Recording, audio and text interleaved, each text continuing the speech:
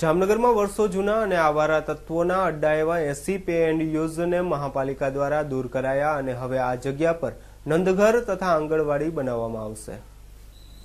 જામનગર શહેરમાં વર્ષો જૂના અને નકામા બની ગયેલા તેમજ કેટલાક સ્થળોએ અસામાજિક તત્વો દ્વારા અડ્ડો જમાવાતો હોવાની ફરિયાદો મળ્યા બાદ મહાપાલિકાની એસ્ટેટ શાખા દ્વારા મ્યુનિસિપલ કમિશનર હર્ષદ પટેલની સૂચના મુજબ અને એસ્ટેટ અધિકારી જેવી સેદાણીના માર્ગદર્શન હેઠળ આજરોજ શહેરના મચ્છરનગર, ગાંધીનગર અને હાઉસિંગ બોર્ડ કોલોનીમાં કુલ 80 જેટલા પે એન્ડ યુઝ ઉપર બુલડોઝર ફેરવવાની કામગીરી હાથ ધરાઈ હતી। એક બ્લોકમાં 16 જેટલા પે એન્ડ યુઝ બનાવાયા છે, જેમાંના મોટા ભાગના નોન યુઝ છે। કેટલાક બ્લોકમાં તો અસામાજિક તત્વો દ્વારા દારૂ જુગાર જેવી પ્રવૃત્તિઓ થતી હોવાની ફરિયાદો મહાપાલિકાને મળી હતી, જેથી આ નકામી જગ્યા ઉપર ડિમોલિશન હાથ ધરવામાં આવ્યું હતું અને આ જગ્યાને ખુલ્લી કરી મહાપાલિકા દ્વારા નંદઘર અને આંગણવાડી બનાવવાનો નિર્ણય લેવામાં આવ્યો છે, તેમ મહાપાલિકાના અધિકારી દ્વારા જણાવવામાં આવ્યું હતું।